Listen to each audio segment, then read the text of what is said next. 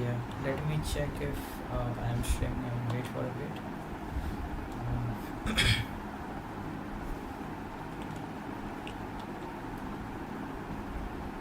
Yeah,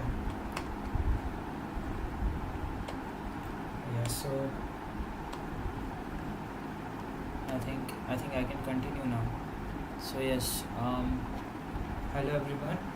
My name is Shreyas Kumar, and today I am going to revise a little bit about memory layout of C or maybe just programs in general. I don't know how it goes in other programming languages, but today it will be mostly for C only because of the embedded system tools which I will be applying for.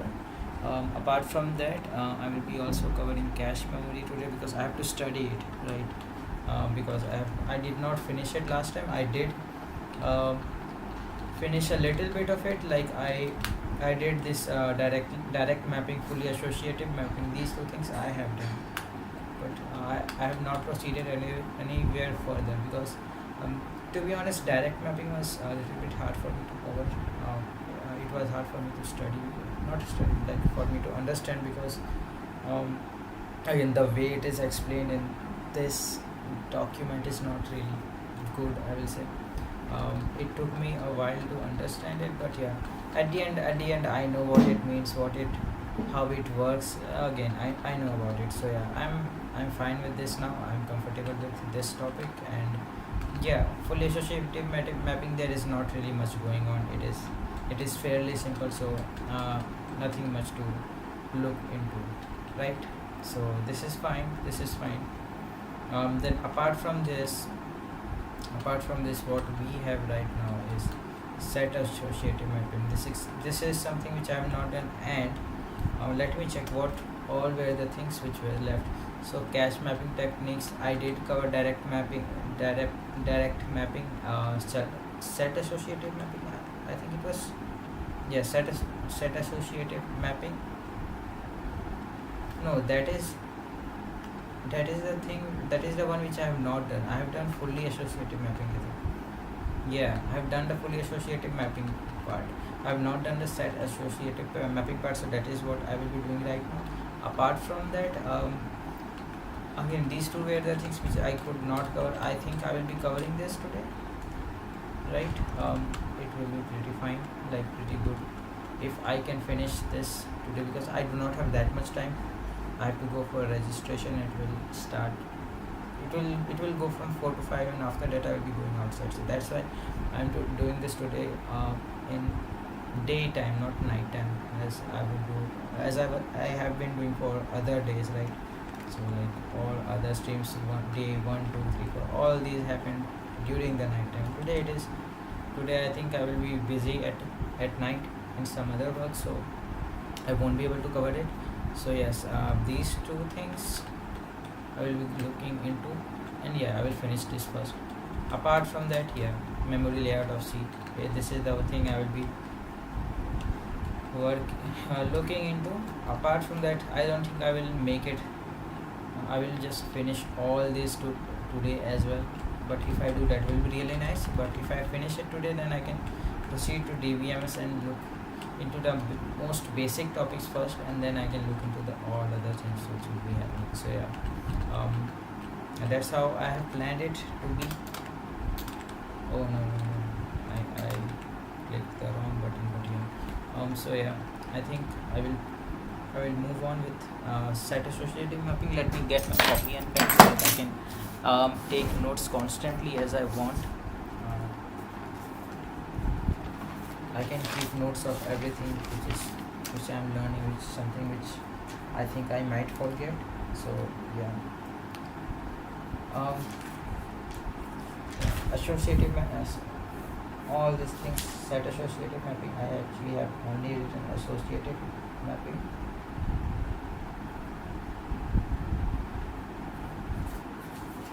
Today I will be doing set associative mapping. So let's see how it works.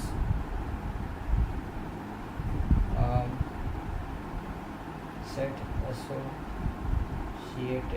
mapping.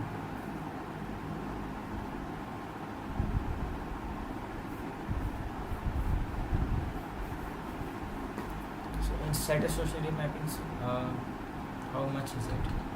So yeah, I think I will do it in 20 seconds.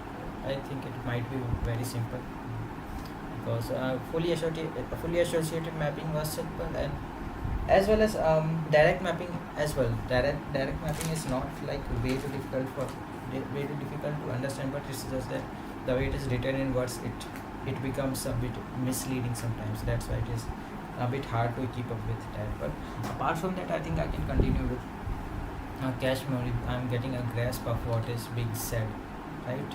So yeah, set associative mapping. Set associative mapping is a compromise between direct mapped and fully associative mapping in cache systems. It combines the flexibility of fully associative mapping with efficiency of direct mapping. I see. In this scheme, multiple cache lines, 2, 4 or more, are grouped into sets. Where number of cache lines in cache memory, yeah, M is number of cache lines. In cache memory, K is number of cache lines in each sets, and V is the number of sets. Yeah, fairly simple. There is nothing much going on over there. Like direct mapping, each memory block can be placed into any cache line within a specific set. Wait, each memory block can be placed into any yeah, got it. Each memory block can be placed into any cache line without a specific set, right? Cache address structure is as follows: tag set number and block offset. Wait, I might need to read it again. Each memory block can be placed into any cache line within a specific set. I see. Yeah, the way direct mapping worked was like we are creating cache for we are storing values from inside cache for data which is inside a specific proximity, right? If we are storing a data, it probably no, that's not I think I should explain it. The way with cache is that you are not really storing everything, you are storing only the most important part. So how you work with it is that you assume that for different sections of memory there will be different important data which you are by important I mean the more frequently used data. So yeah, for different memory locations, like different regions, there will be different frequently obtained data. So inside those frequently obtained data, so what we do in direct mapping is that for all those regions we will put a specific specific data which we think is the most frequently accessed one, right? That's how it works for direct mapping. So here also I think the way it is working is that what it means when it says like direct mapping, now each memory block can be placed into any cache line within a specific set. So within a specific set, so again I think set is just a region, right? So what it is doing is that let's say we are having a memory block at certain memory location, it has to be put inside a cache line. So instead of putting it anywhere, we are putting it inside a specific set, right? So set might help someone to define which memory we are talking about. Like again, with cache the thing is that you don't want to be scanning each and every line, right? You only want to be you want to optimize it the most. You have to do the best indexing as you can, not just indexing, like looking through those indexes. Here also there must be index, there is no index, but yeah, I think there is a similar mechanism over here, right? So what it is trying to say, yeah, but there is set number. So instead what we are doing is that we are creating different clusters for cache and storing memory which we think is frequently accessed, and putting it inside any cache line, like it could be any cache line inside a set, inside a specific set, right?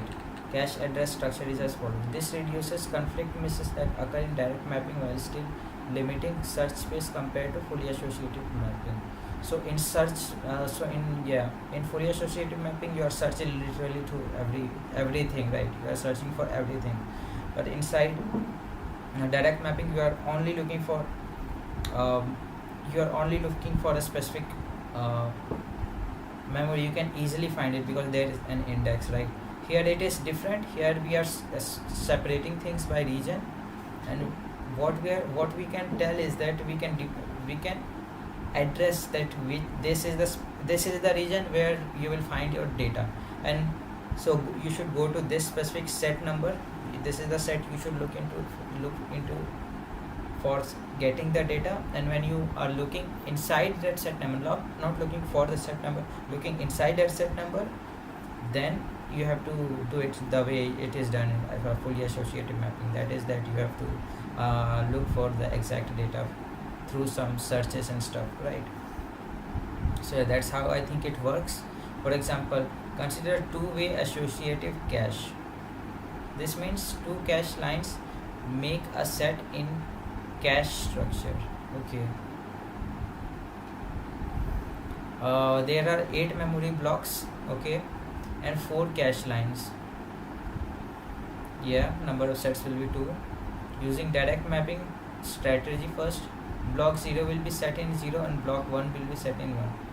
Block 2 in set again direct mapping strategy, block 0 will be set in block 0. Yeah, block 1 in set 1, block 2 in set 2, and so on. Then tag is used to search through all cache lines in that set to find correct block. Again, I did not really understand it. Wait, I got confused with this. Using direct mapping strategy, first 0 will be set in 0, but there are only 2 sets, right? How you are saying that block 0 will be in set 0, block 1 will be in set 2? There is only 2 sets, so why is it saying it like that? I will assume it for now that it is saying block 0 will be set in 0, block 1 will be set in 1, block 2 again will be set in 0, and block 3 will be set in 1. Yeah, that is how I think I should go with it, right? Yeah, I think because yeah, that's how I think you should go for it. But yeah, it is not really helping me. This is again all these explanation. I am actually very disappointed with this website because it is not really helpful. Set associative mapping. Maybe I can search this in YouTube. Maybe it will help. Again, maybe it is not nice because it might cause me some issue that somebody is saying I'm not providing that. Again, maybe there are things with YouTube policies. I have not really read it, so I should not be engaging with it. But I think set associative mapping.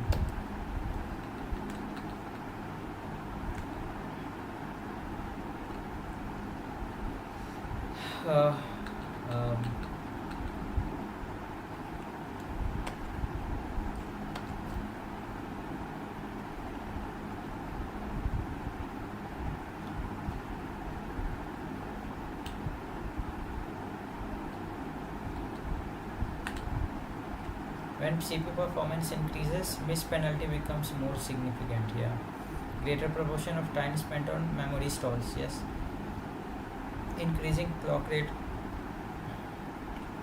Memory stalls account for more CPU cycles. Can neglect cache behavior when evaluating system performance. Here, review reducing cache miss rates.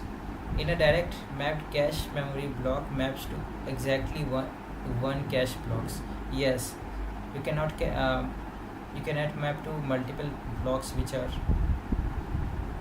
cache memory blocks. Block maps to exactly one cache block here.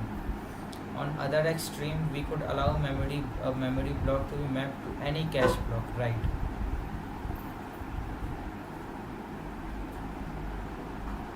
I think what it means by cache block is cache line exactly. I think cache block is just being meant by cache line, right? So it is saying that in direct map, a memory block is, if I'm adding a memory block inside a cache, there is only one place where it could be. It cannot be anywhere else. And wait, let me adjust my keyboard. Yeah. And for a fully associative cache, that memory block could be anywhere. It is not like it is laid out in a specific fashion, right? So a compromise is to divide cache into sets, each of which consists of n ways. Compromise is to divide the cache into sets, each of which consists of n ways and set associatives. A memory block to map to a unique set specified by the index field and can be placed anywhere in that set. Again, I did not understand. I have to read it again. A memory block maps to a unique set. So instead of mapping to a certain cache line, it is blocking to a certain set. It can be anywhere inside that set, but yes, it is mapping to a unique set specified by the index field. Okay, and can be placed anywhere in that set.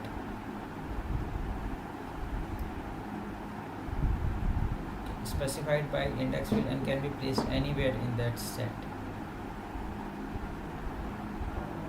Yeah, can be placed anywhere in that set. As I think I got it till here. The first slide. Over here it says fully associated cache allows a given block to go in any cache entry. On a read requires all block to be searched in parallel. One comparator per entry. Yeah, it is expensive. And way set associatives. Each set contains an entry block. Number determines which set the requested item is located in. Yeah. Search all entries given in set at once. So it uses n comparators instead of like having all the comparators being used all at once. I think I should zoom it in.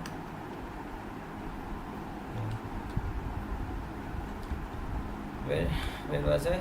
For a cache with 8 entries. Wait.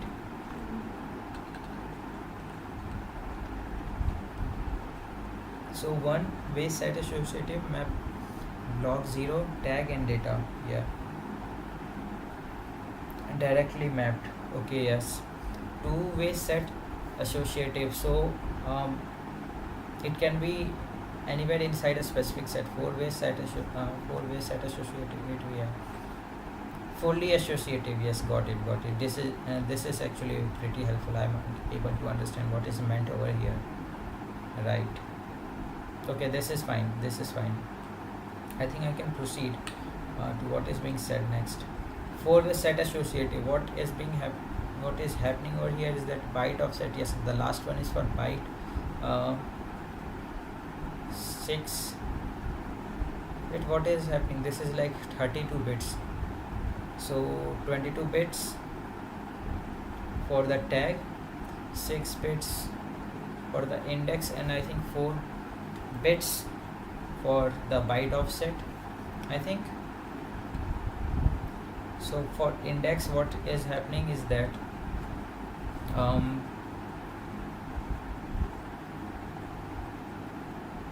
okay, so what you are doing is that for each tag we are looking into 4 different sets using a comparator. So like if the tag helps you to get which set you are talking about, you can look further inside that specific set, right? And through index you can index specifically inside that set itself. So maybe I think for index you have to look for it manually, right?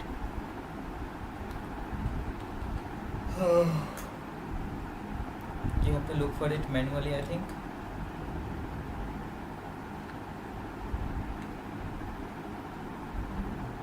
Again, I got a bit confused once. Each set contains n entries, n way set associative. Okay, got it. So there are 256 comparators. Is that what it means? N comparators, less expensive.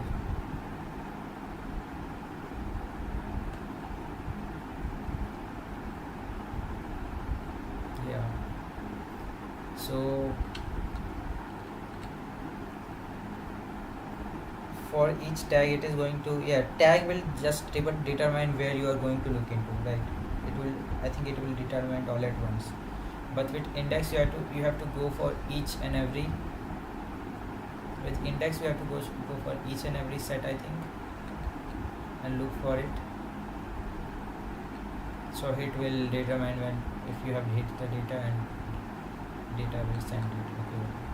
Again, this is the first time I'm seeing it in like digital electronics with the actual circuitry behind it. But yeah, this is pretty helpful. I think equals is just meant by the what do you say? Equal is meant by the comparator, right? So for each tag and index, for each tag we will compare it. We will do the comparison with first set. I will go it step by step. So what is happening is that we are going to set 1 for tag 1, right? And we are going to look into that index, yes, and if that index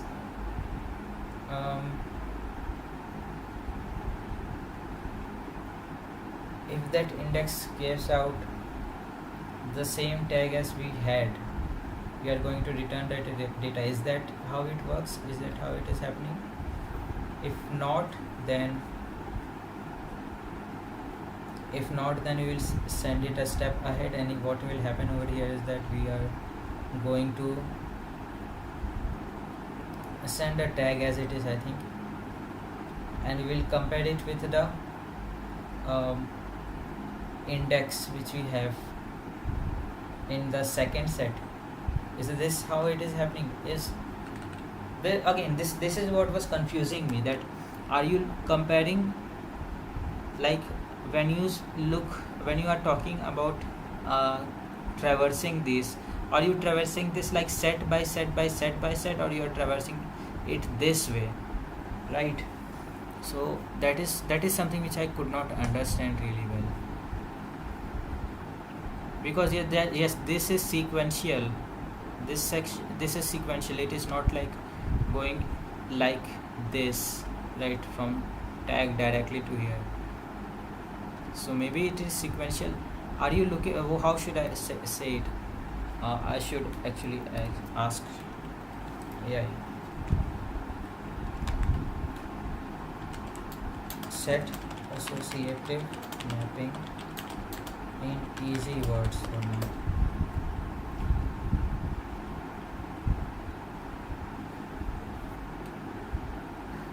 In a library with many books and smaller shelves. Again, this is a horrible example. Honestly, I tried to understand it, but I could not really understand what is being said over here. I tried my best to understand what is being said, but it really does not help me. The last time also it gave me this specific example itself, and it was tough for me to understand. Sets shelves in the cache. Yeah. Lines. Yeah. Each book, each slot. Yeah. You can say either of the things. Direct mapping, 1 book per shelf. Fast but restrictive. Yes, it is. Any book on any shelf. I think 1 book per shelf is not explaining it really well. So what it means is that 1 book can go into one specific shelf only, right? But for fully associative mapping, what it means is that Any book on any shelf. Yeah, flexible, but it is slow to search. Set associative. Books are grouped into sets.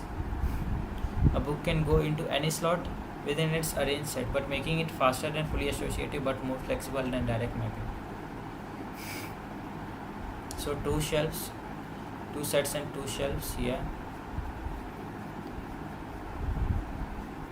Books 0 to 4 will go into set 0 and set, but still it does not help me understand this section, right? I think I should restart from here. Each set contains n entries and we will need n comparators. Where is the direct mapping?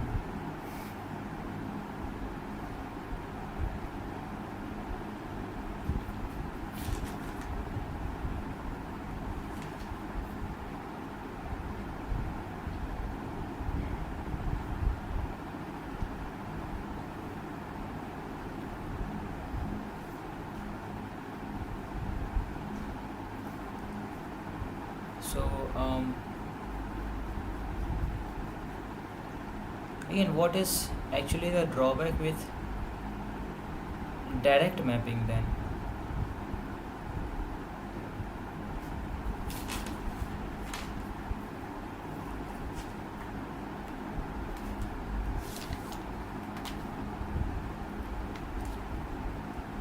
One-way set associative direct mapped. Block 0 tag. Yeah, all that stuff. Um,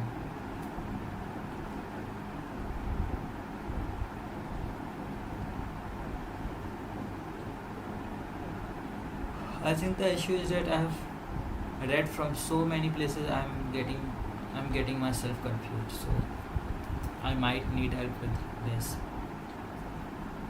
Yeah, because I'm not literally going anywhere by this. I might need to look for direct. I think I will directly YouTube this so that I can understand what is being said. So direct mapping.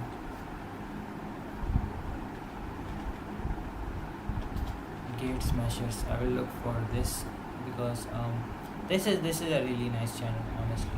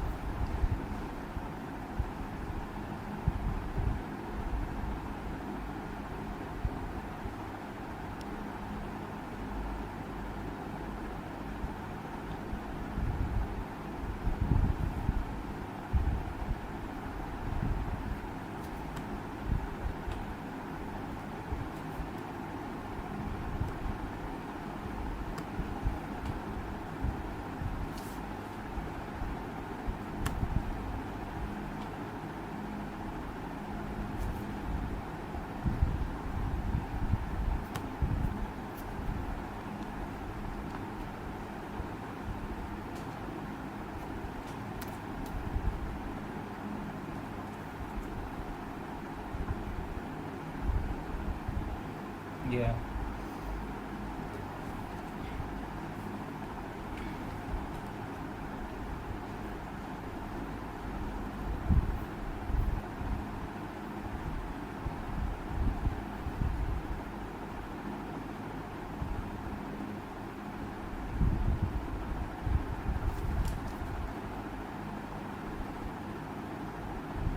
Yeah.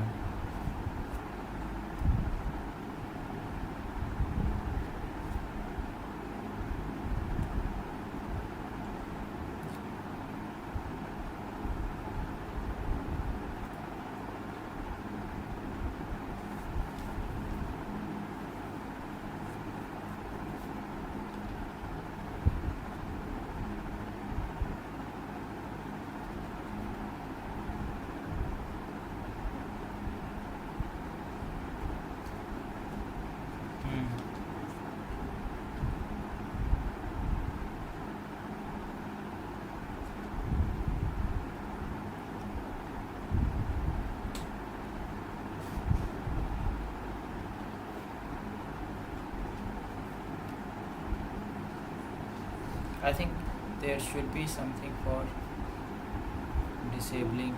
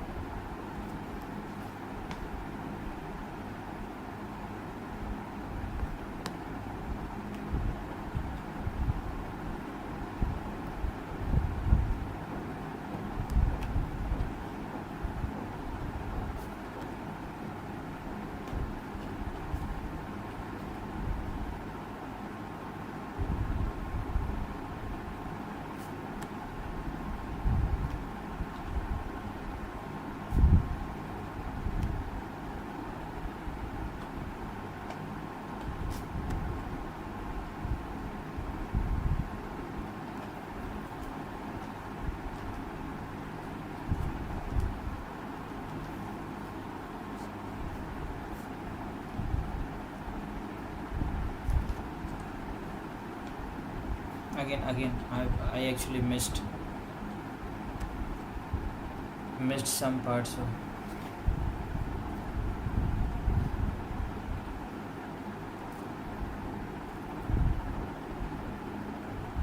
yes.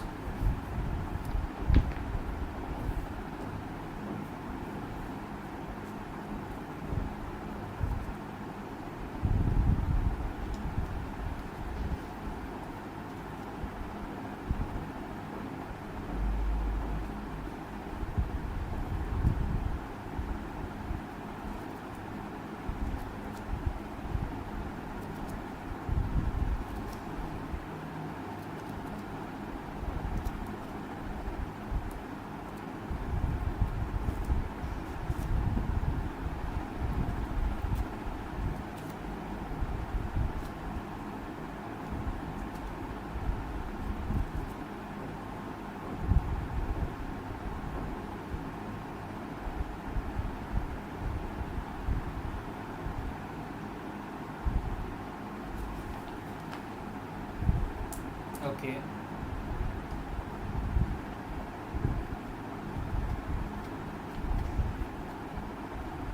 Okay. No, I mean he meant words, but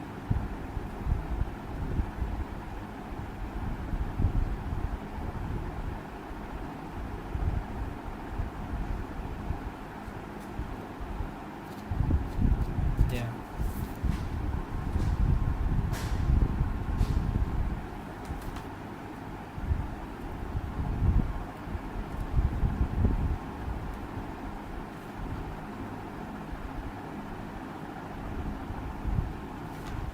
So I think I did not really know about it, that it is arranged in such a way that for cache memory there are like multiple lines. Again, I knew about lines, but I did not know that for each line there can be multiple words as well.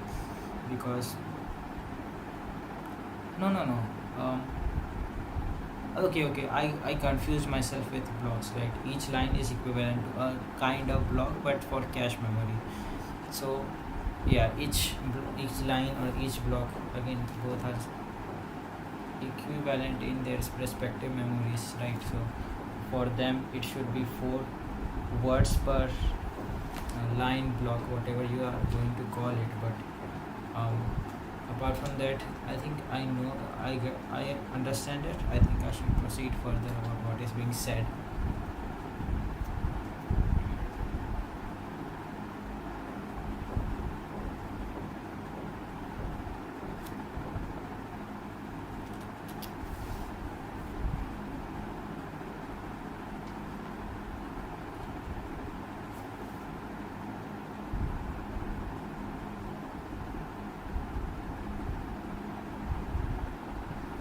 Yeah, I know this.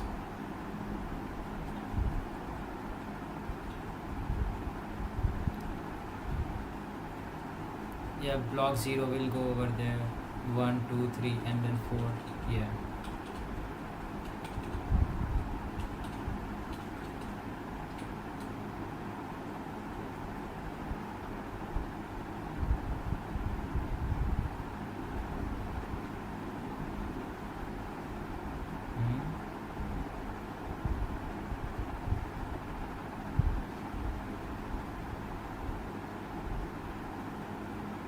other one will get overwritten. That's the issue, right? Got it.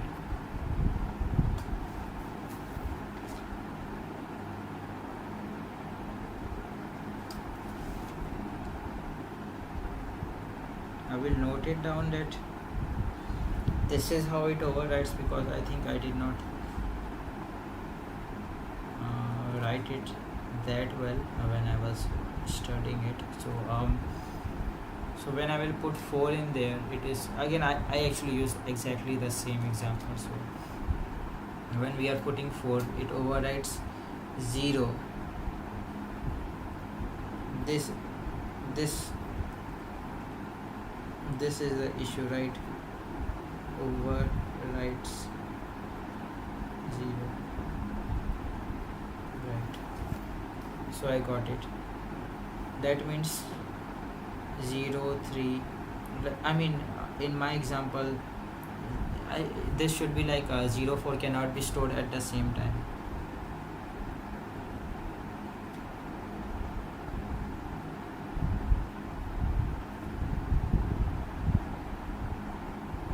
Got it.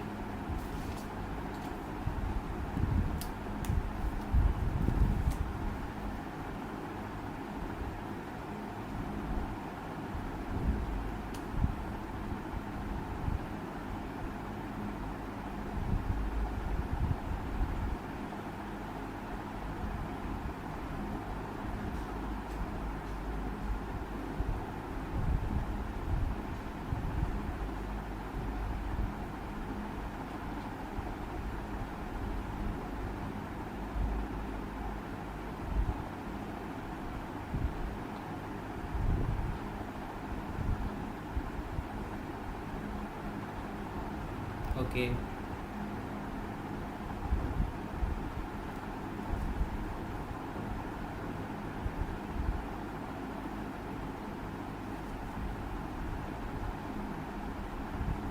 Four.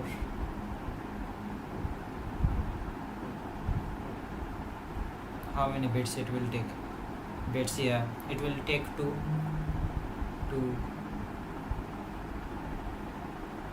2 bits will go for here, and 5 will be for the block number.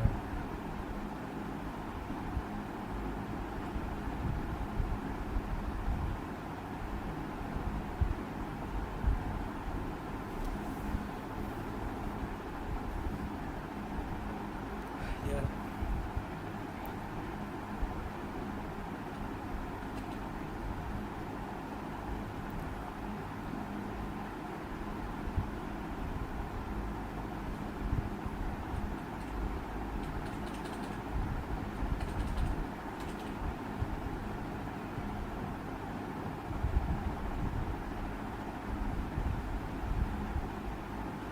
Hmm.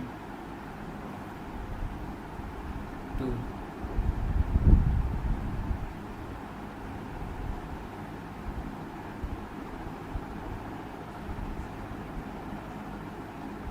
Line number, tag. So I think tag name, line number, index, whatever you have to call it.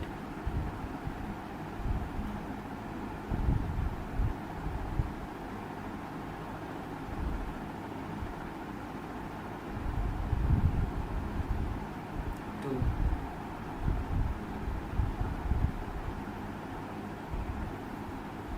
3.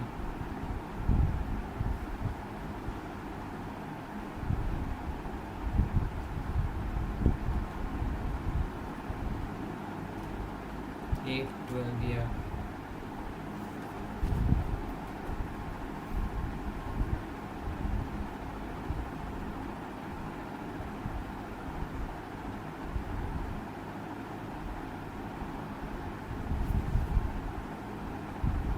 Yeah, got it.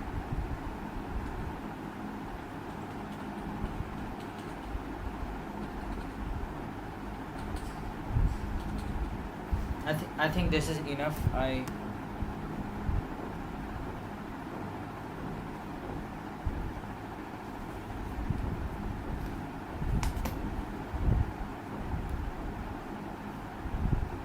long am I going? 40 minutes. Yeah, it's fine.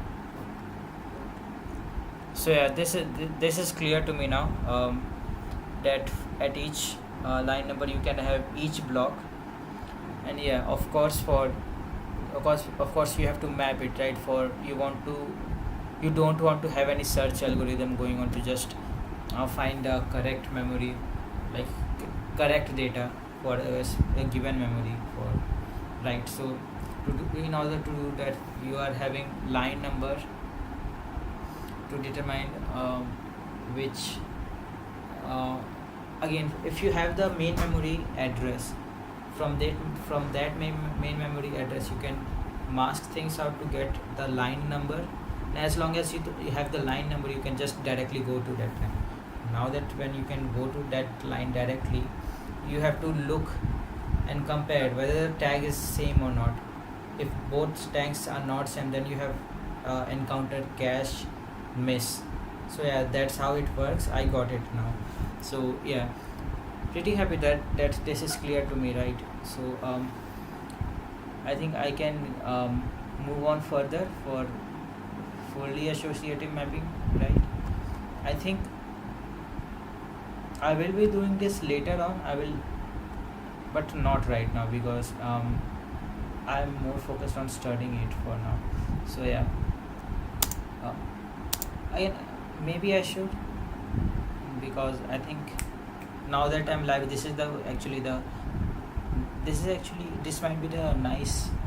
might be a nice time to cover it, maybe, because at least this is when I can say it with my mouth, right? I can explain it to someone what my understanding of this topic is. So I think questions might be nice, because this is what I did yesterday and it was pretty helpful. So let's see. I think I should give it a try.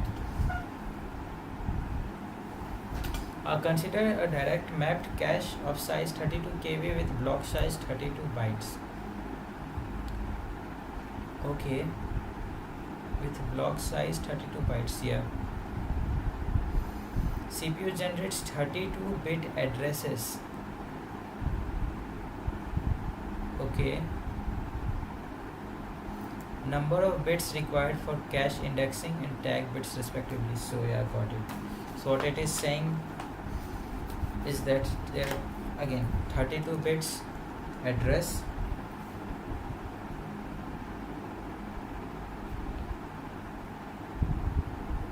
and number of lines which will be there in 32 kilobytes will be a kilo, right? 1024. So there are 1024 bytes inside the cache. So what I think I have to do is that to tell what the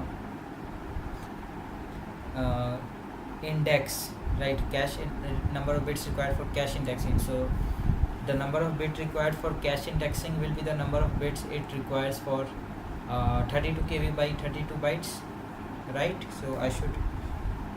So it gives me 1 kilo, 1024. So I think 1024 is like 2 to the power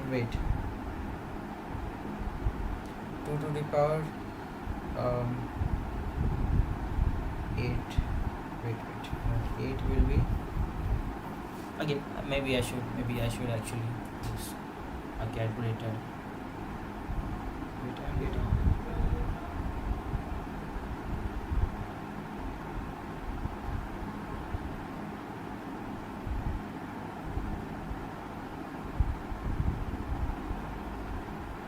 Wait, I actually got an urgent message. I have to look into it.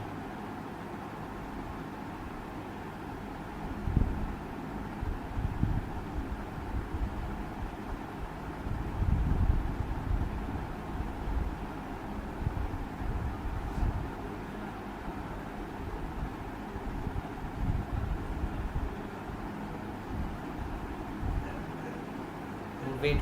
This is urgent, so I actually need to answer this.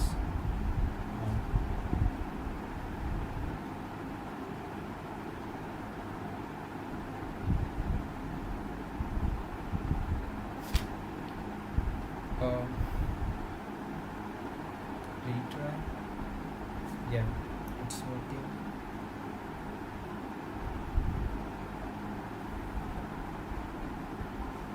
Yeah, done. Yeah, it's done. So yeah, I think I can proceed for the 1024. Yeah, here I was right. So 1024 divided by 2 by 2, I mean divided by 2 to the power 10. So it is 2 to the power 10, 1024, 2 to the power. So it will take 10 bits for indexing. 10 bits for indexing. What is the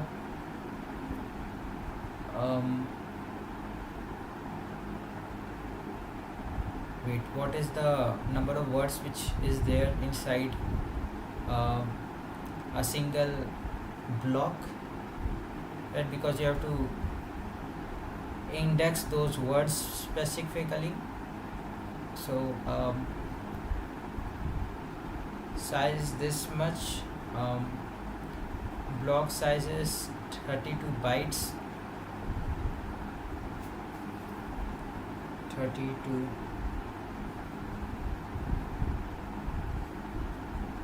bit. Again, I'm how 32 bytes, right? In 32 bytes 10 will be, of course, the 10, there are 10 for so yeah, it is obviously option A or option B, and inside that it cannot be option B, right? Because if you have option B, there is nothing like for indexing.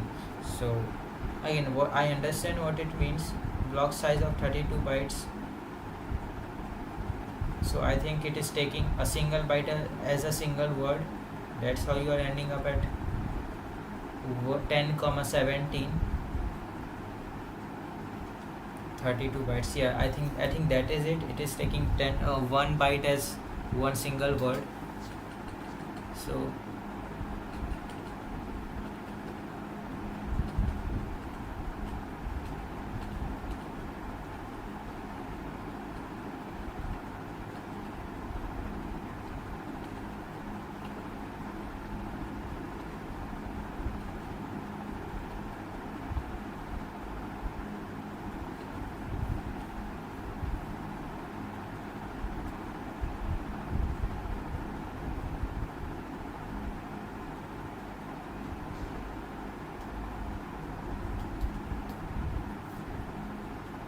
oh yes, that's right. I don't have to literally care about the bytes, right?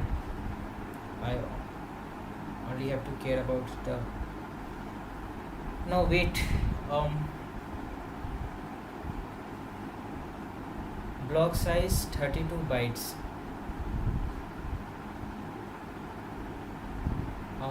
So what it means by that is that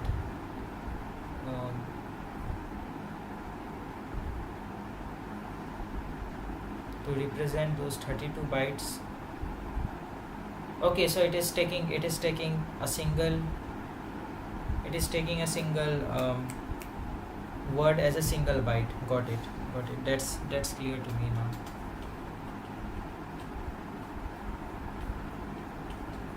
Right, because the length of the word depends on your architecture. It could be either 32 bits, 32 bit architecture, 64 bit architecture. Wait, length,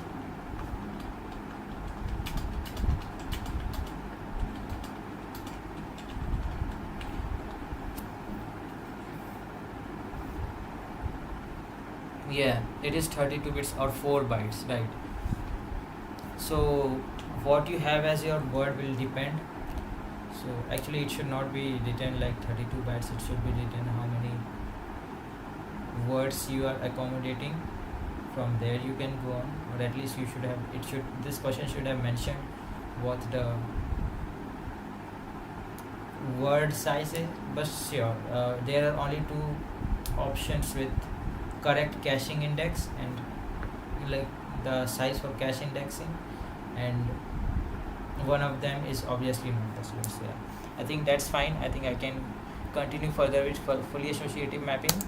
So let's see what is being said here. Again, is it audible what is being said in? That is not. I don't think you need to know, because it is not being said in English. It is being said in Hindi. So maybe some viewers might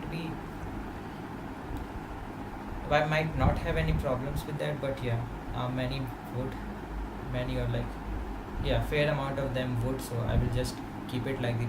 I don't know, I don't really know my demographics, so maybe this is fine. But yeah, I think I should continue with what I have right now.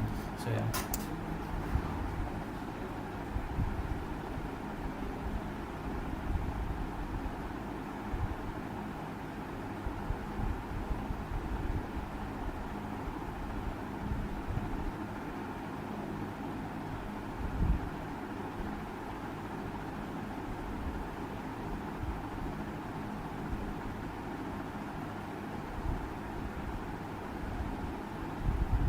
Yeah.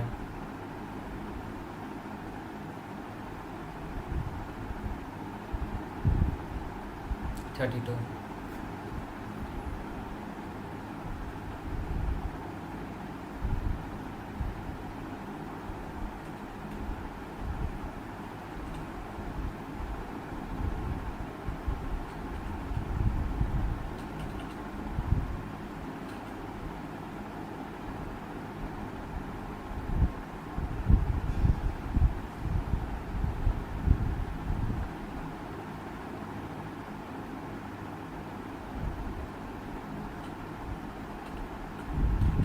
Yeah.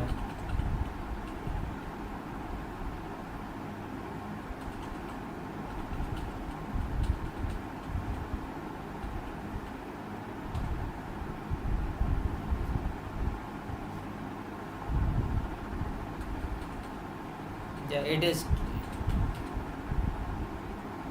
You have to literally search for everything. You have to check through every cache line and check whether it is the right block or not.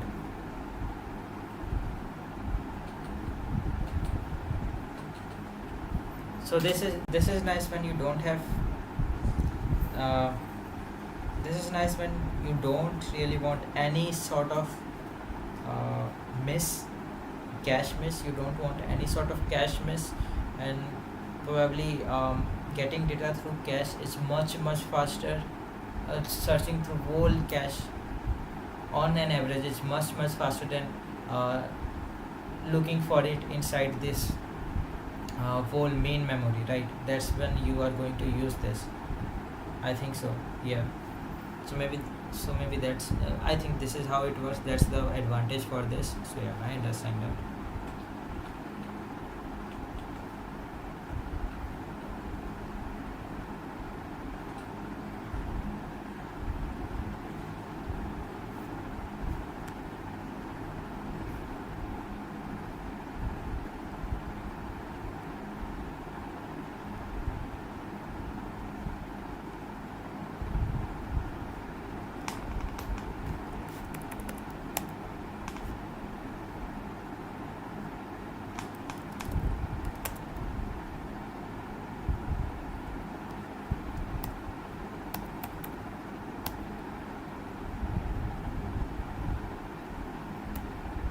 Yeah.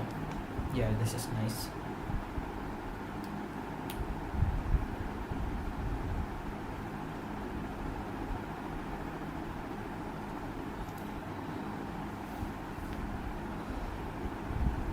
Miss.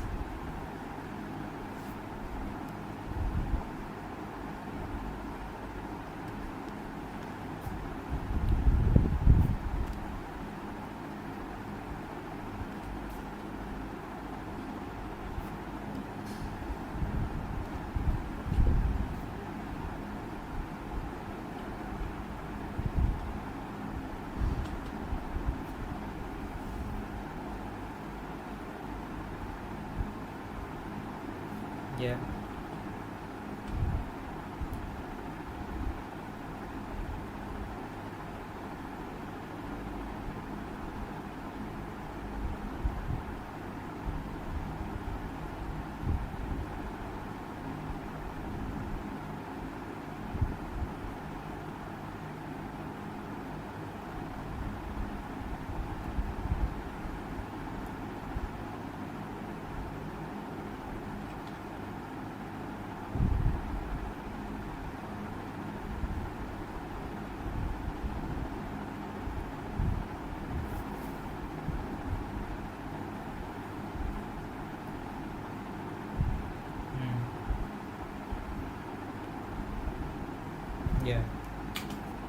this is exactly what I thought.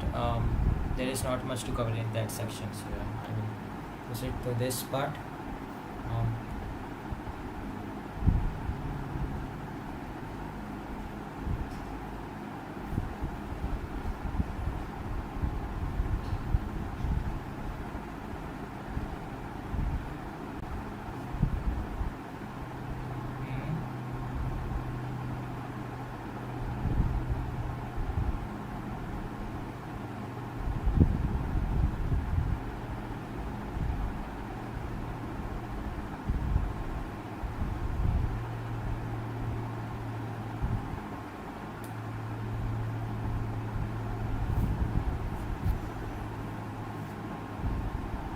yeah.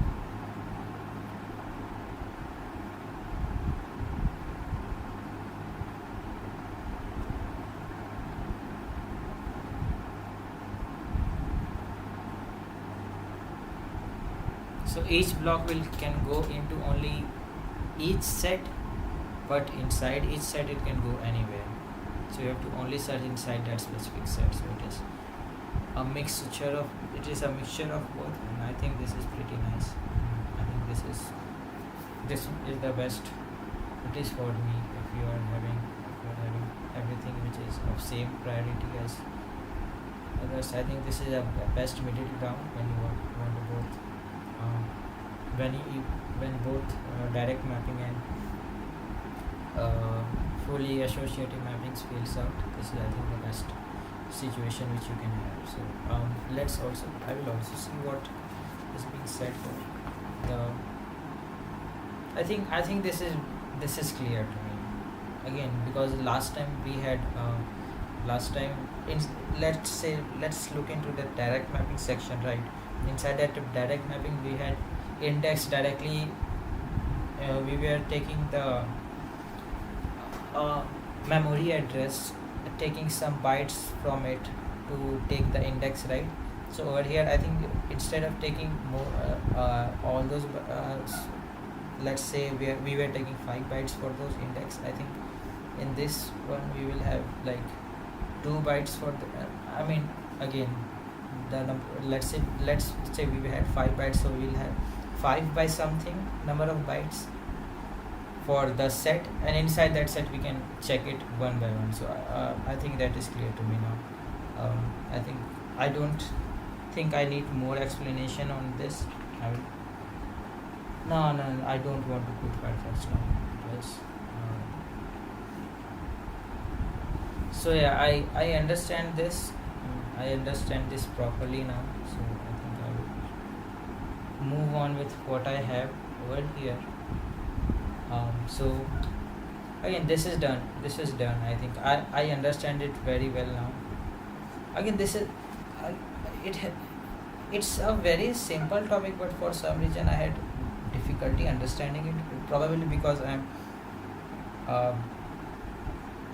I'm not reading that much English. I think maybe not that, but I'm not deciphering that much English in recent days. So that's why maybe I'm facing this issue. But yeah, I think I can move on to other topics as well. So how long? Yeah, it's about an hour now. So yeah, cache memory. At least this specific part is done. And what was left? Cache replacement policy. Yeah, I can do this now because it is not that much. I know how these works on a top level. And write policies, maybe I will look into these write policies right now. So let's see. Cache organization instruction set 1. What is this? Okay, this is just an expansion for what was said recently, right? What was said in those cache mapping techniques. So I see that.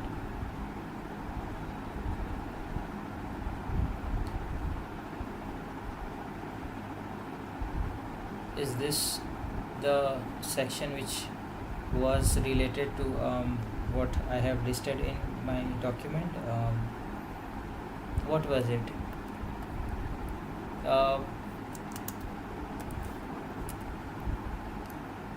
Yeah, write policies, maybe write policies will come inside these read and write operations.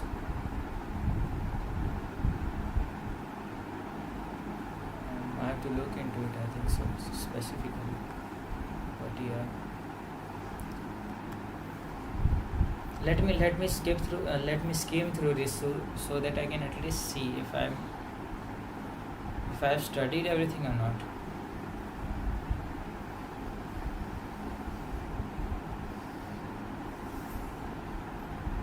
I think these are pretty simple topics on their own, only if I was able to understand what is being written in much more efficient way. But yeah, it's fine. I'm fine with it. So yeah, computer organization, locality and cache friendly code. Okay, let's look into this because I want to know what is being said over here. Caches are faster memories that are built to deal with processor memory gap in data and data read operations. Yeah, time difference in data read operation in a CPU register and that in main memory. Yeah, again I actually did not read that I dot e dot that is I did not read that's why I got a bit confused. But apart from that, data read operation in registers is generally 100 times faster than in the main memory, and it keeps on increasing substantially as we go down in memory hierarchy. Yeah. Caches are installed in middle of CPU registers and the main memory to bridge the gap between bridge this time gap in data reading. Yeah, cache serves as temporary staging area for a subset of data and instructions stored in relatively slow main memory. Yes. Since the size of cache is small, only the data which is frequently used by the processor during the execution of program is stored in cache. Yes, cache of this frequently used data by CPU eliminates the need of bringing the data from slower. Again, this is just repeating the same thing again and again. The idea of caching is useful in data center. Fundamental property of computer programs is programs known as locality. The idea of caching the useful data centers around a fundamental property of programs known as locality. Programs with good locality tend to access same data items over and over again from upper levels of memory hierarchy, and thus run faster. Example, runtime of different matrix multiplication kernels that perform the same number of arithmetic operations but have different degrees of locality can vary by a factor of 20. Once again, the runtime of different matrix multiplication kernels that perform same number of arithmetic operation but have different degrees of locality can vary by a factor of 20. I see.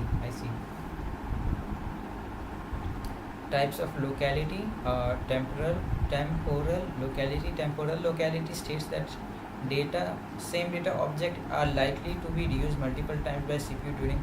Yeah, what is, I think that is exactly what I think. But what is spatial locality? I don't think I need to wait. Once data has been written, the first number of can be expected since the cache. Yeah, what is spatial locality? It states that if a data object is reference 1, then there is a high probability that its neighbor data objects will also be referenced in the near future.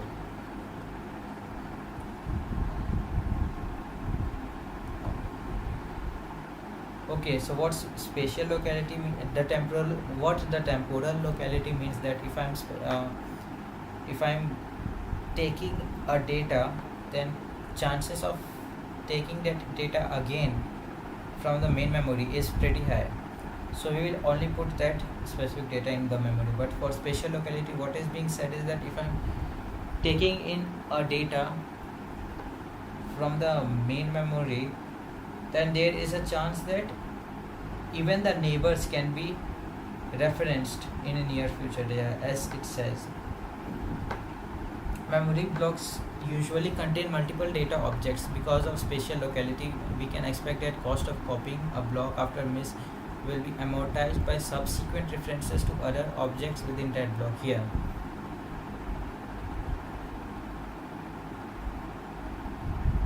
so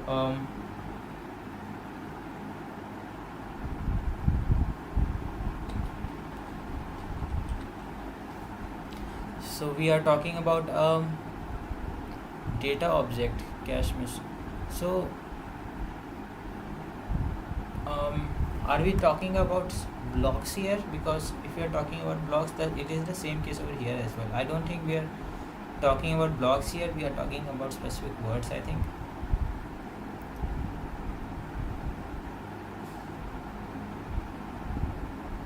It says a data object is reference one, then there is high probability that its neighbor data object will also be referenced in near future.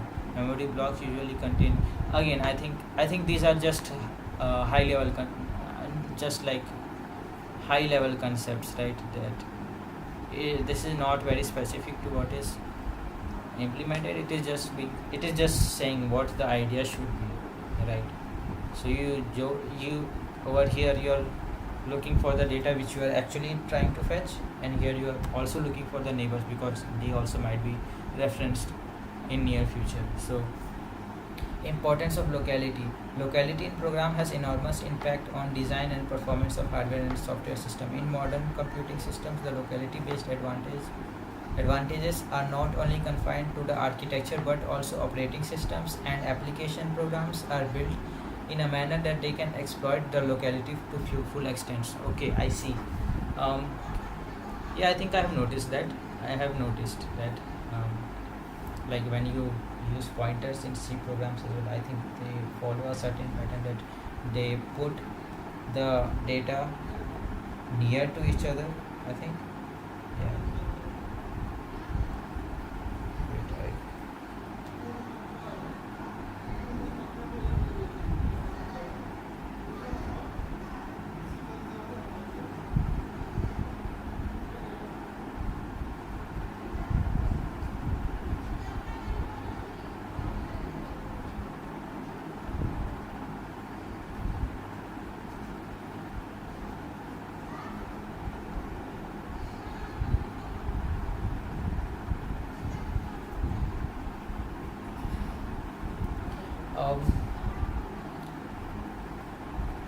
in operating systems, the principle of locality allows the system to use main memory as a cache of the most recently referenced chunk here from the main disk, right?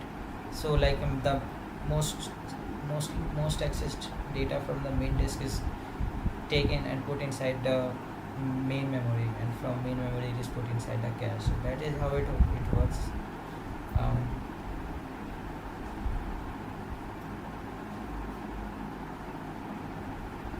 In operating system, the principle of locality allows the system to use main memory as cache of the most recently referenced chunks of virtual address space, and also in case of recently used disk blocks in a disk file system. So virtual address space, I think it means that let's say you have multiple devices stored, like peripheral devices. So in that case, I think you are talking about a virtual address space. I think I should confirm it once, but I think this is virtual address space is for an address space to reference different devices which are connected to your computer, to your CPU at least. So you can reference to inside that virtual space to get data out of it. What are virtual disk spaces?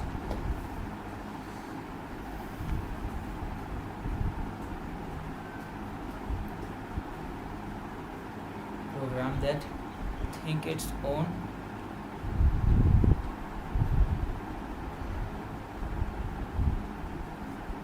memorable data program. Oh, I see. So the way it is for disk, I think there is a similar way it is there for other programs as well.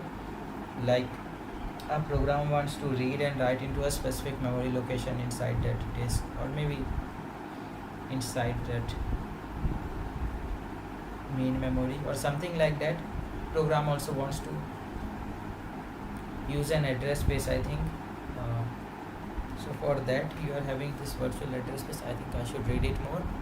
Is like an imaginary memory world that a programs or process thinks it owns, separate from actual physical RAM.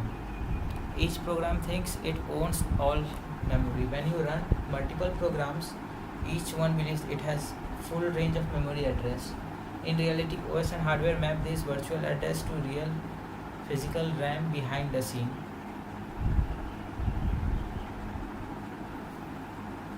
Why use virtual address space isolation? Prevents one program from crashing another. How it works? Program use virtual addresses. CPU plus OS translate these to real RAM location. If RAM is full, some data moves to disk. Oh, I see. So like each process is trying to look for. So what is happening is that each process is looking for different.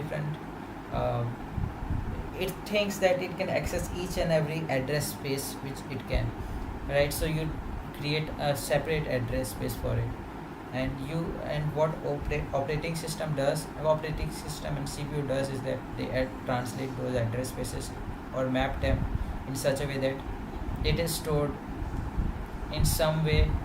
Some things are stored in RAM, some things can be stored in disk to make things stable, to not crash things with each other.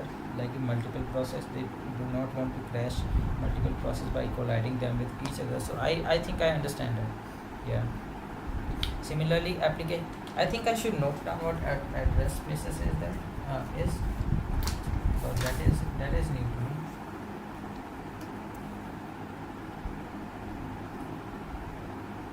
Mix of I think I have not actually written anything for set associative mapping. I will first write that. So for that it is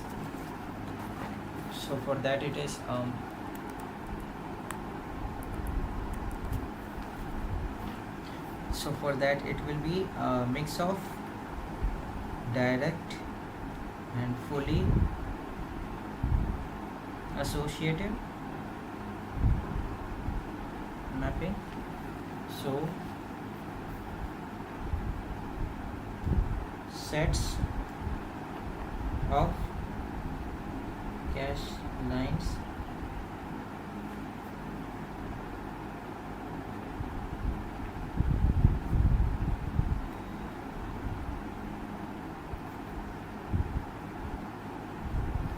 so it is like set of cache lines will be there, can index to the set by set number bits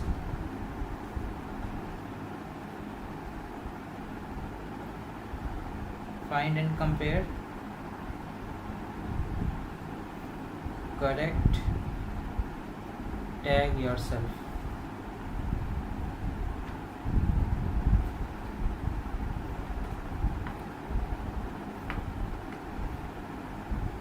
So the last things will be offset, set number, and the first thing will be the tag. So yeah, I think I have written it pretty nicely, so it should be clear to me when I am looking into it separately later on. So yeah.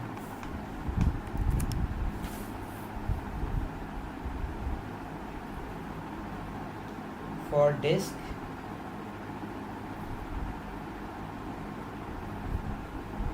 caches into main memory, and the main memory caches into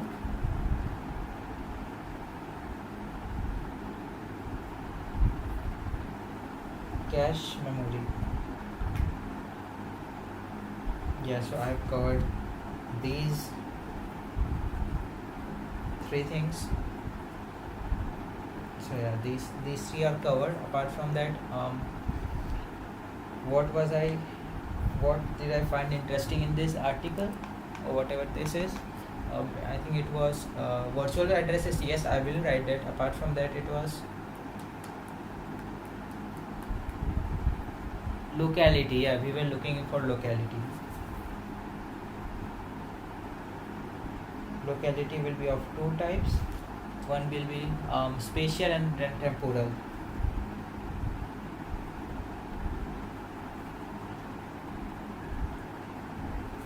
Temporal means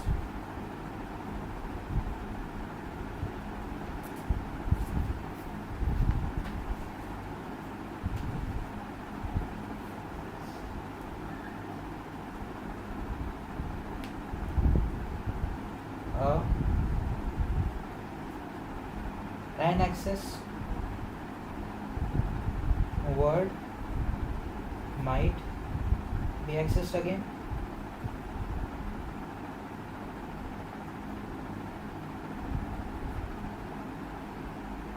And for spatial, it means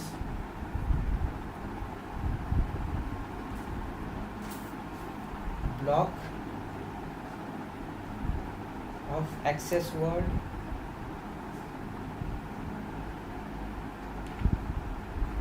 might be accessed again.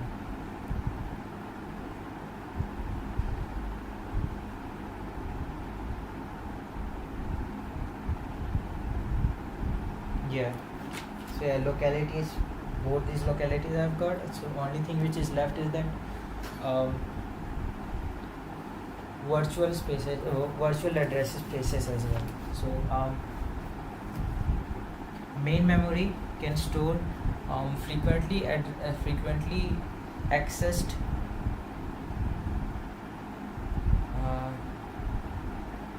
in operating system. The principle of locality allows the system to use main memory as cache of the most recently referenced chunk of virtual address, and also in case of recently used disk blocks in disk file systems.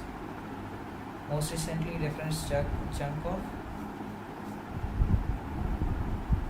in OS main memory. In operating system, main memory caches frequently referenced virtual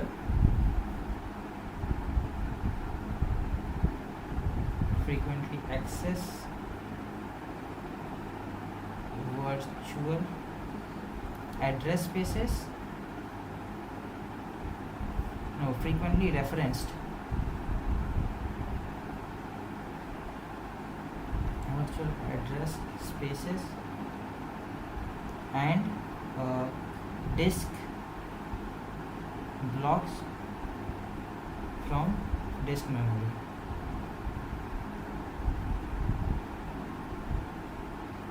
So yeah, this is clear now. Similarly, application programs like browser exploit temporal locality by caching recently referenced documents on a local disk.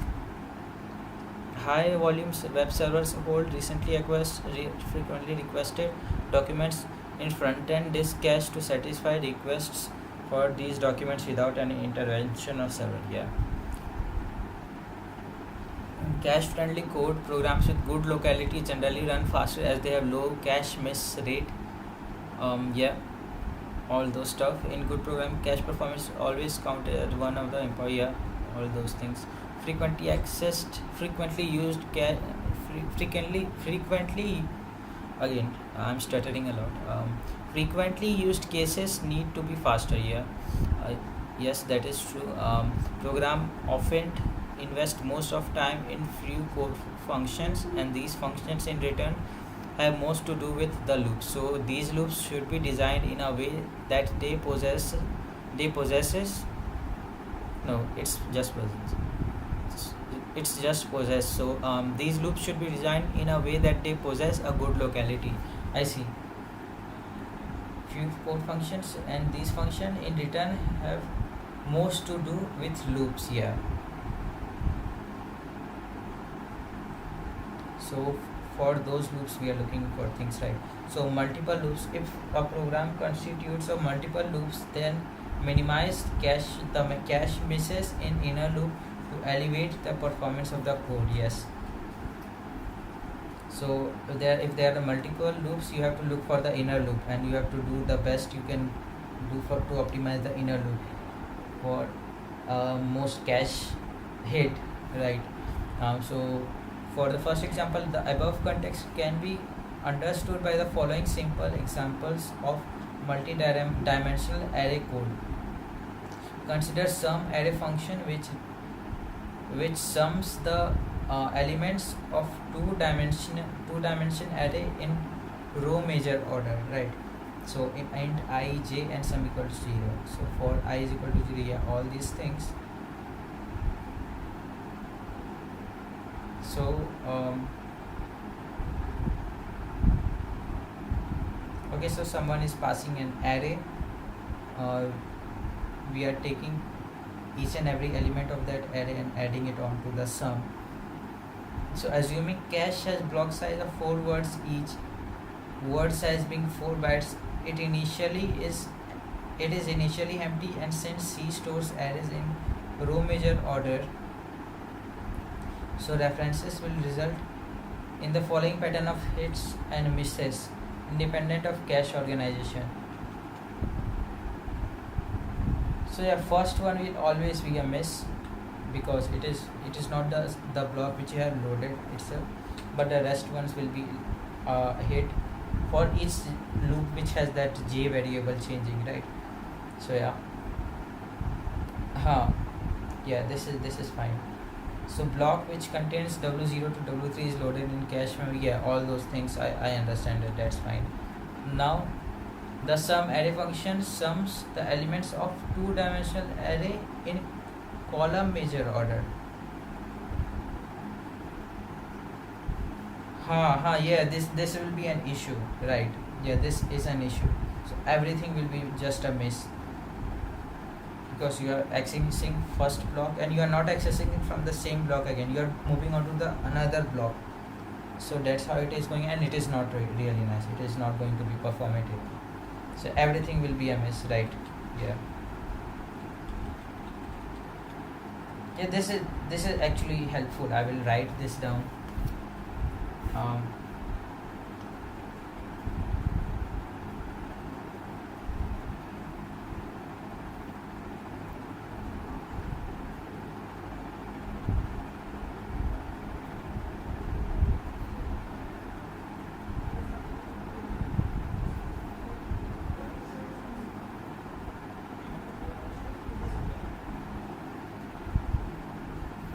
Sum plus equals to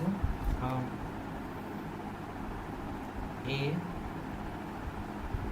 I j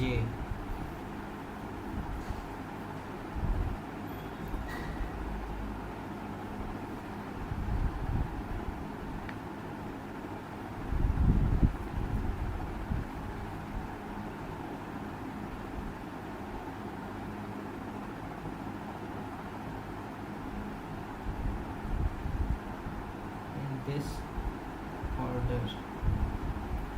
I don't think I'm doing it justice by the explanation which I'm writing in my notebook. I don't think I should be writing that way, but yeah. So what is happening is that by varying j,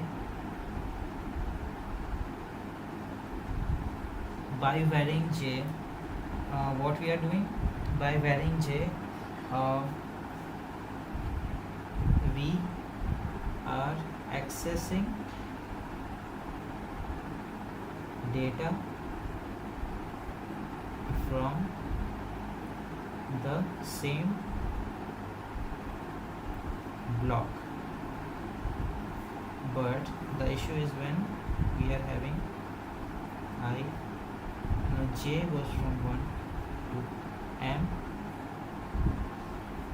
for I goes from 1 to n, and we are having sum plus equals to Aij, right? So here by changing, by varying I, we are fetching different blocks every time. We are fetching different blocks each time, right? So yeah, this is actually a very nice example. I see what is being said over here. So advantages of locality and cache friendly code, improved performance, memory access, easier to access, sure. Disadvantage of locality and cache friendly code, it is complexity. No, I won't say it is complexity, but for other examples it might become complex after some time. Increased code size, maybe not, but I understand what is being said, right? If you are if you are following a certain pattern, if you are aiming for something extra, so you have to put in some extra work, so it might add in some complexity. So I understand it. Conclusion: when taking for sure, when taking real life application programs and programming realms, optimized cache performance gives a good speed up to a program, even if runtime complexity of the program is high. A good example is Quicksort. Though it has worse case complexity of O and square, the most popular sorting algorithm, and one of the important factor is the better cache performance than many other sorting algorithms. Oh, I see that.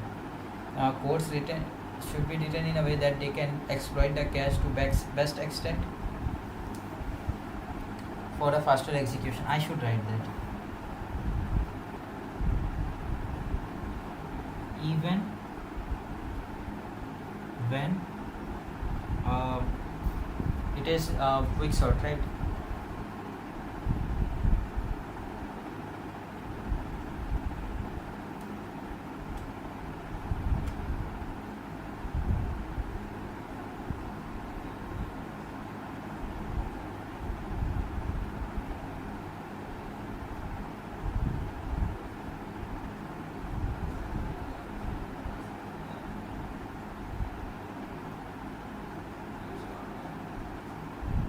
So Quicksort uses locality to have high cache hit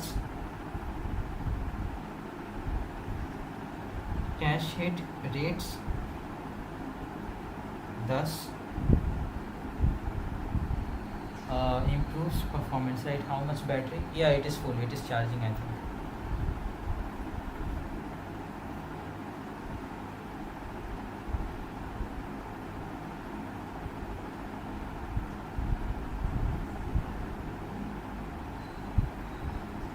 Very performant in some cases.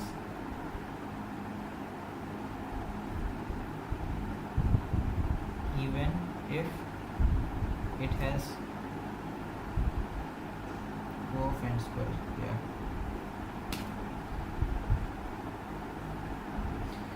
this is clear to me. Let's go to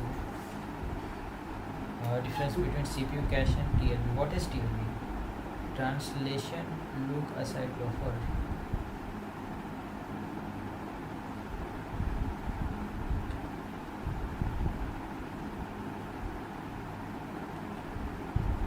I see.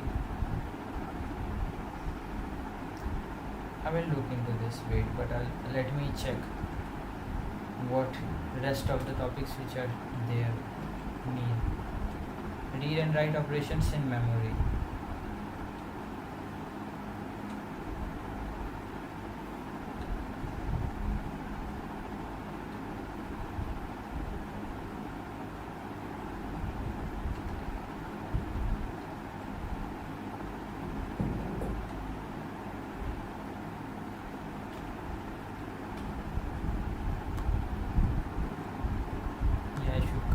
First, but I think I'm very near to finishing this topic, so that is really nice.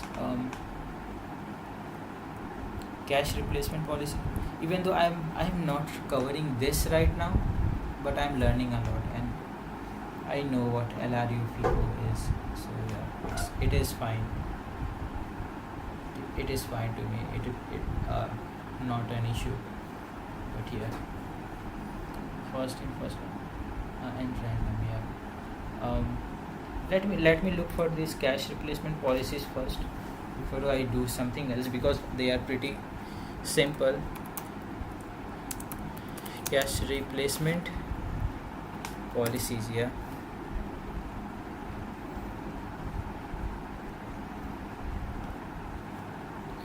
Uh, my my back hurts actually, but what can be even done about it? Cache behaves like a FIFO queue, first in first out. It awakes the block in order in which they are added. Yeah, that's fine. The last accessed block is removed. Where was I? Where have I written it? I think in this third window. LRU, FIFO, and random. What is the random one? Again, there are other algorithms. Why will anyone even choose the random way to have cache replacement? Maybe in some cases, maybe not. Let's go into write policies.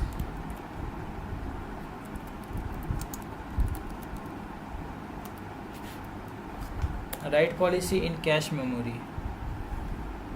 Cache write policies, what are these? L1 cache, L2 cache, L3 cache. Write through.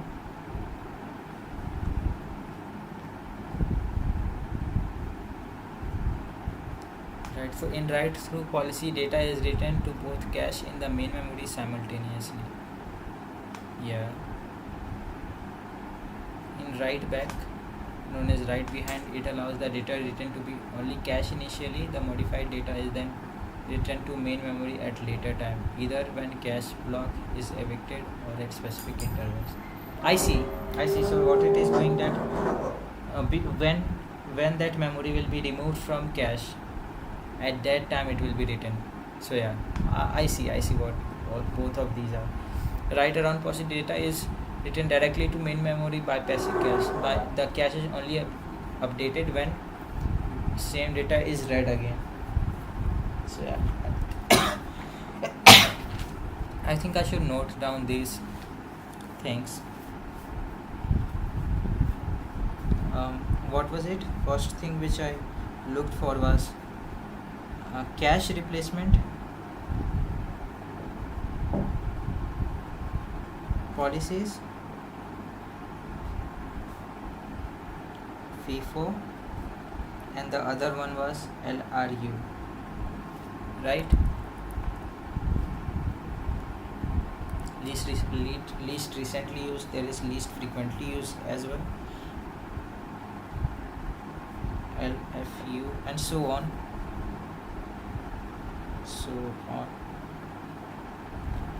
There is cache write policies,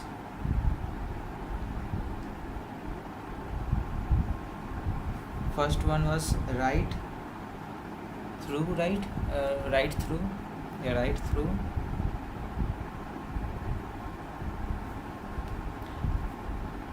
In write through, what was the thing? You are writing to both cache and main memory at same time.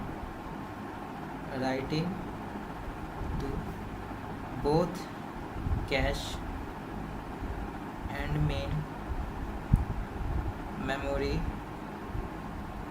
at the same time. And the thing with write back is that we write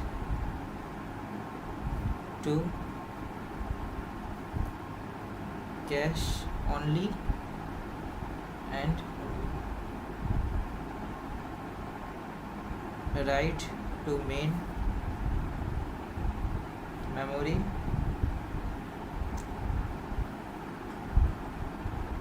when write to main memory when data is evicted from the cache.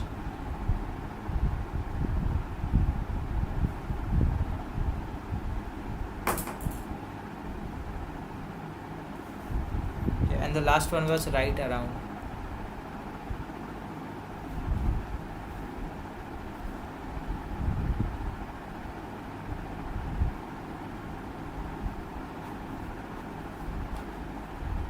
Write to main memory, and then when we write to main memory and cache is only updated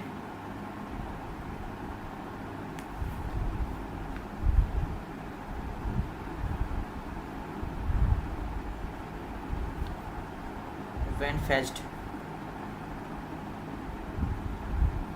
when the data is fetched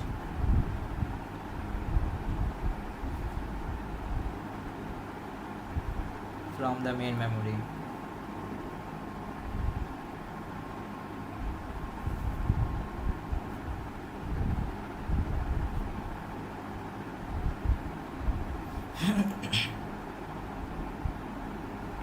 So I have covered these topics, right? I think I will be fine with this. I'm actually tired. I really am tired right now. And there are cache replacement policies as well. This too I have done. The what was being said over here was difference between CPU cache and TLB, right? Two important microprocessor hardware components that improve system performance, although they have distinct function. Even though some people may refer to TLB as a kind of cache, it is important to recognize the different functions they serve in a computer's memory management system. What is CPU cache? A CPU cache is a fast memory that is smaller and situated closer to the processor. The purpose is to decrease the latency while retrieving data from RAM to the CPU registers. Frequently used data and executable instructions may be temporarily stored there, enabling CPU to access them more frequently than when retrieving them from the store main memory. Again, wait for a second. I think there was a certain concept or like certain a certain component in processor which used to do the in IO stuff with the memory, right? If you had to copy lot of stuff from one memory to another, all those things if you wanted to do, there was a certain thing which used to run alongside the CPU so that it handled only the memory transferring part, right? So I think I forgot the name. What was it? I know what exactly it does, but DMA, I think. DMA. What? Direct memory access. Yeah. Hardware.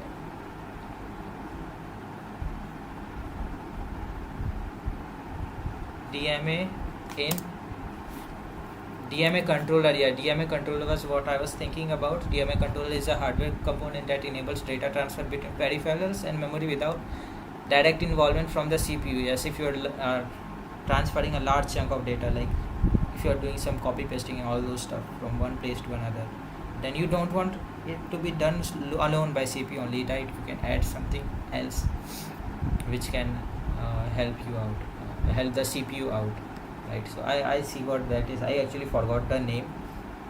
DMA controller, got it. DMA controller. I think I should note it down as well. DMA controller handles memory read write for peripheral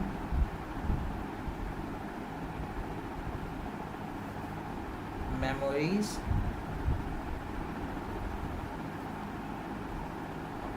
parallelly parallel to CPU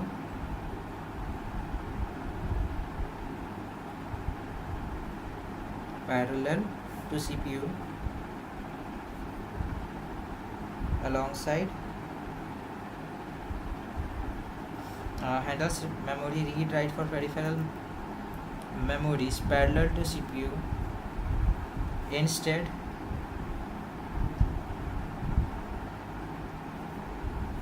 of having CPU do all this, which would reduce performance.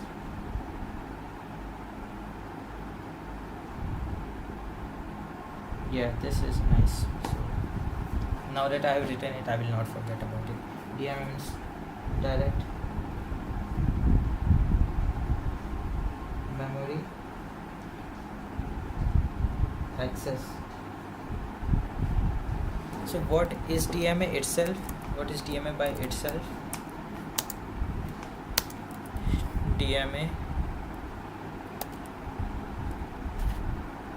in OS. What is DMA?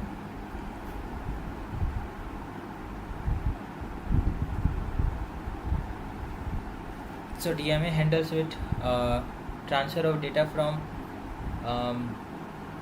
disk memory or any type of peripheral device to the main memory without engaging CPU.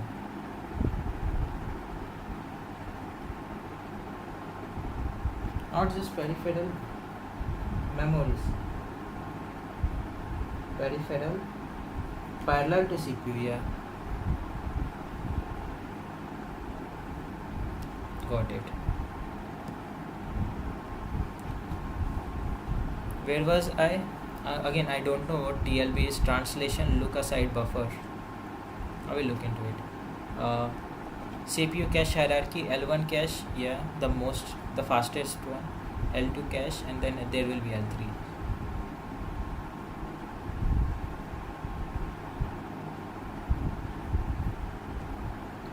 Advantage of CPU cache, again, I don't want to read it again and again. What is TLB? Translation look aside buffer. In systems that employ virtual memory, TLB is a kind of specialized cache that is used to accelerate translation of virtual address to physical address. Got it. Translation look aside buffer.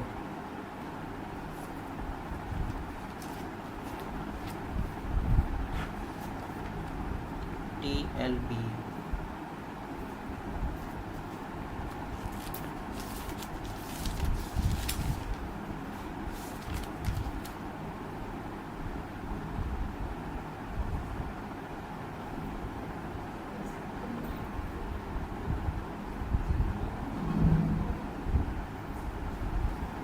So what translation look aside buffer is doing that, it is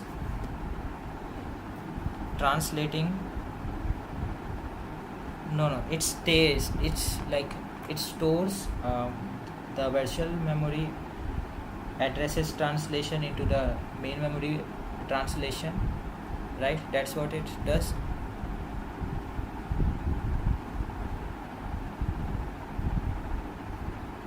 Yeah.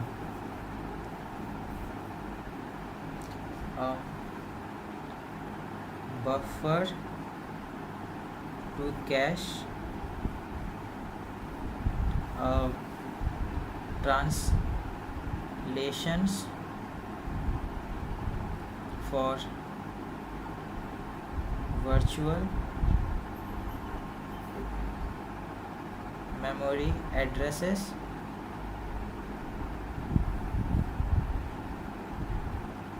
to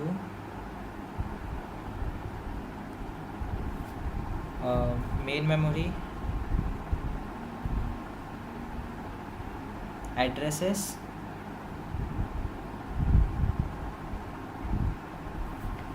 to speed up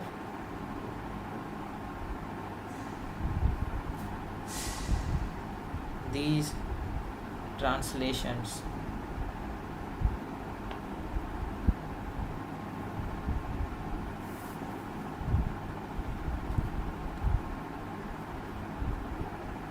translations performance.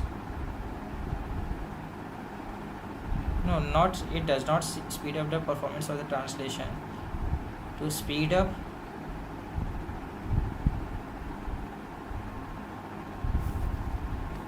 instructions that involve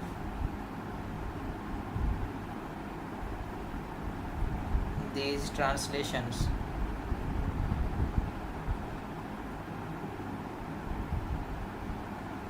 Yeah, that is it.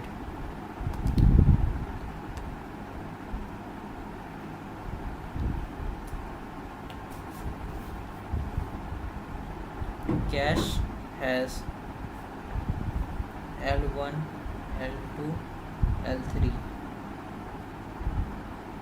L1 fastest, L3 slowest, TLB has L1.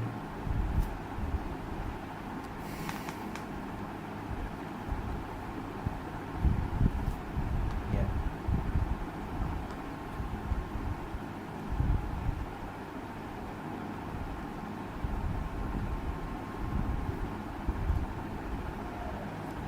Memory interleaving. Yeah, I think these are complicated topics, right? I don't need to cover all these. That is what I would think. So I think I'm done with this, right? I think I know all what I needed to know over here. Again, I don't really think I need this. I don't even think I needed this write through and write back, but now that I know, it is, I think, a common thing to know. Main memory, secondary memory, HSD, SSD, yeah, all these things I understand, yeah, for sure. So I actually am really happy that I've finished this. Yeah, I can't really believe I actually finished all these topics in time, because I was really scared before the interview things that I might not be able to finish all these, because there is so much to do, so much to cover. Again, I am still missing out on lead code, right? Lead code and GitHub contributions and all those stuff. Again, it's not like they matter all the way, like a whole lot to me, but yeah, but they still matter a bit. So yeah, over here you can see last few days I have not been doing anything. Even for lead code it is even worse, but yeah, I will be studying, so it is fine. I will be continuing as soon as I have my Texas Instrument stuff done. But yeah, this is it, I think.